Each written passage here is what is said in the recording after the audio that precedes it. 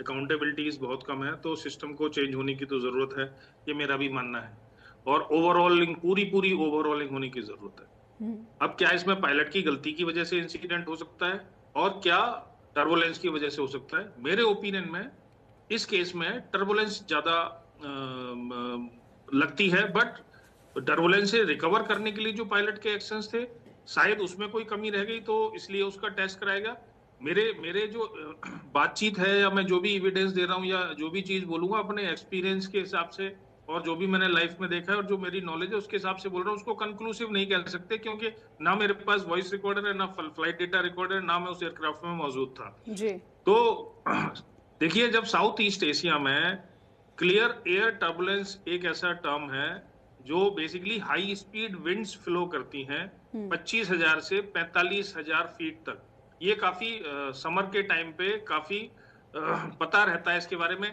ये clear air turbulence ज्यादातर mountainous regions में भी होती है, थंडर स्टॉर्म्स हो तब भी हो जाता है, लेकिन वो वेदर रिकॉर्ड्स, वेदर जो अपना रडार होता है एयरक्राफ्ट में, वहां पे पिकअप होता है। और या जो जेट स्ट्रीम्स फ्लो होती हैं, जेट स्ट्रीम्स को कई बार पायलट्स ना अपने एडवांटेज के लिए भी यूज करते हैं, कि अगर वो बिहाइंड से आ रही है तो थोड़ा डिस्टेंस कवर करने में उन एयरक्राफ्ट को आसानी होती है। तो उन्हीं जेट स्ट्रीम्स के आसपास साउथ ईस्ट एशिया में ये क्लियर एयर टर्बुलेंस होती है। इसको क्लियर एयर टर्बुलेंस इसलिए बोलते हैं क्योंकि ये किसी वेदर रडार पे पिकअप नहीं होती, और ये गुड वेदर में, जब कोई थंडर स्टॉर्म, क्लाउड या कुछ भी नहीं है, तब भी ये हो सकती है, जो 100 माइल से 250 माइल्स पर आवर तक इनकी स्पीड हो सकती है। तो एक वो फैक्टर हो सकता है। और जब भी कोई एयरक्राफ्ट पहले सीएटी में फंसता है, तो वो 300 या 500 700 फीट तक भी हाइट लूज कर सकता है।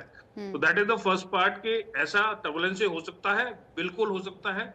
यही कारण है कि जब आप देखा होगा कि आपने जब एयरक्राफ्ट में ट्रेवल करते हैं, तो सीट बेल्ट का साइन स्विच ऑफ करने के बावजूद भी कई बार केबिन क्रू ये आपको बोलते रहते हैं कि अगर आपको कोई आवश्यकता नहीं है, जब एयरक्राफ्ट क्रूज कर रहा होता है तब भी, तो आप अपनी सीट बेल्ट बांधे रहें। और जब भी उन्हें कोई टर्बुलेंस की बीच में अगर उनके पास कोई नॉलेज आती है, तो सबको बोला जाता है आप बैठ जाइए, टर्बुलेंस हो सकती है। लेकिन क्लियर एयर टर्बुलेंस में ये नहीं पता कर लगता। तो लोग पूछेंगे कि ये पता कैसे चलता है?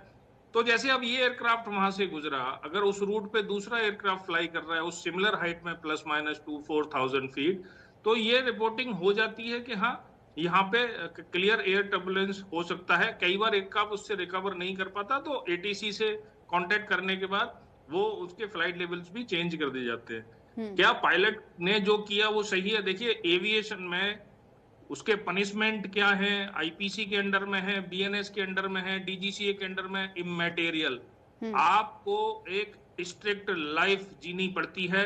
आपका कमिटमेंट है उन पैसेंजर्स के साथ में जिनको आप लेके उड़ते हैं। जी। आप ये सब्सटेंस नहीं ले सकते। इसमें आर्ग्यूमेंट ये हो सकता है कि वो 7 दिन पहले लिया था या 3 दिन पहले लिया था, वो नशे में था, नहीं था, इमैटेरियल। क्योंकि अगर आप बिल्कुल। हैबिचुअल लेते हैं उसको, उस पर फर्क पड़ता है आपने कितनी बार लिया है। तो वो 7 से 15 दिन, 21 दिन तक भी आपके बॉडी में, ब्लड में उसके ट्रेसेस मिल सकते हैं, चाहे आप बिल्कुल भी नशे में ना हो। तो ये जो